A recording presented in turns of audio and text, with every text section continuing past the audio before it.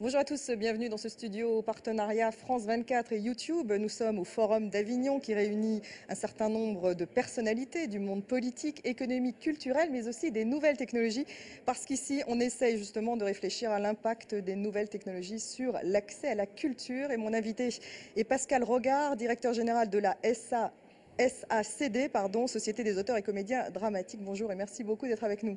Merci, mais ce n'est pas les comédiens, hein. Ah, C'est les compositeurs. les compositeurs. Ouais, On peut la c'est-à-dire les refaire alors auteurs. Compositeurs, Les parce que moi, on m'a comédiens mis... dramatiques, ça c'est Oui, je trouvais ça un peu terrible. bizarre. Alors, On pourrait mettre le C, les clowns. attendez, c'est ce qu'on m'a mis là, moi. Mais non, mais c'est n'importe quoi. C'est Société qui des a mis auteurs. ça? Bon, je ne dis pas. Allez, compositeur. Compositeurs, c'est les auteurs, c'est les comédiens, c'est autre chose. Parce que SACD, bon. En plus, c'est la plus vieille société d'auteurs, c'est dingue. Et on s'était fait voler le nom par Sony, qui avait fait eh oui, le SACD, Super Audio CD. J'ai gagné un procès contre Sony. Ah, c'est intéressant ça. On recommence.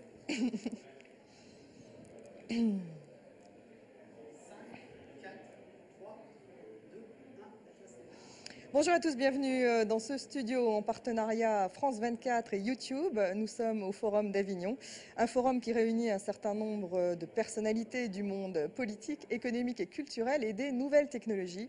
Ici, on réfléchit à la façon dont les nouvelles technologies, à l'impact qu'elles peuvent avoir justement sur l'accès à la culture. Mon invité est Pascal Rogard, directeur général de la SACD, Société des auteurs et compositeurs dramatiques. Bonjour et merci beaucoup d'être avec nous. Bonjour.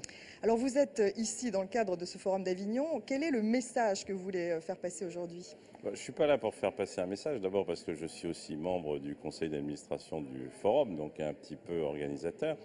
Je suis surtout là pour écouter, parce que ce qu'il y a de formidable dans le Forum, c'est qu'il y a des intervenants de tous les pays, de tous les secteurs, et qu'il y a un mélange entre des personnalités plutôt des milieux culturels et aussi des personnalités de l'industrie.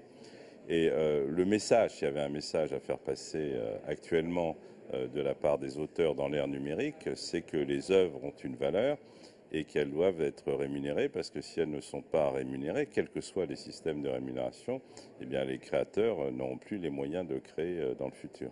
Donc ça veut dire d'abord lutte contre le piratage? Absolument, ça, lutte contre le piratage. Je pense que la France a eu le mérite de mettre en place un système qui est le système Adopi, qui n'est pas un système de réponse graduée, qui n'est pas un système violent, qui est d'abord un système d'avertissement et de pédagogie.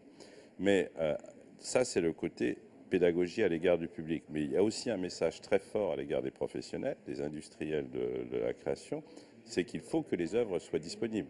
C'est-à-dire qu'on est dans un environnement où il y a une concurrence entre l'illégal et le légal, mais encore faut-il que le légal soit présent. Et c'est pour ça que le ministère de la Culture, par exemple, a pris cette initiative qui est assez heureuse de la carte musique. Voilà, il faut aller plus loin justement dans l'offre. Quelle est la priorité de l'offre légale sur Internet? Est-ce que ce n'est pas justement la simplicité?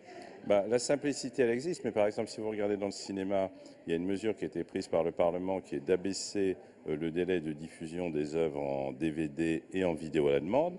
Or, on s'aperçoit que si cette baisse est effective à 4 mois pour le DVD, elle ne l'est pas pour la vidéo à la demande, c'est-à-dire parce qu'il est véhiculé par les nouvelles technologies. Il n'y a qu'un film sur deux, français et étranger, qui est disponible dans le délai de 4 mois. Donc il y a des progrès considérables à faire. Il y a aussi des progrès, et ça, on va travailler avec le gouvernement dans le cadre du Grand Emprunt, sur la numérisation des catalogues pour que l'ensemble du patrimoine cinématographique puisse être facilement accessible pour le public.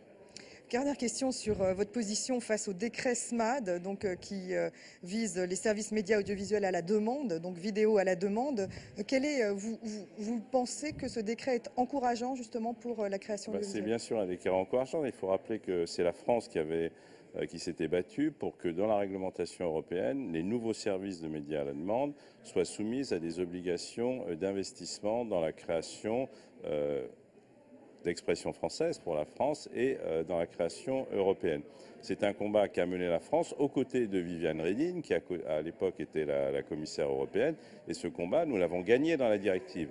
Alors il est assez curieux que l'autorité de régulation française, c'est-à-dire le Conseil supérieur de l'audiovisuel, émettent un avis négatif, disent que la réglementation proposée est trop violente, alors que c'est une réglementation qui est fondée sur un principe de pourcentage par rapport au chiffre d'affaires. Donc si le chiffre d'affaires des nouveaux opérateurs est faible, il est clair que leur obligation sera faible.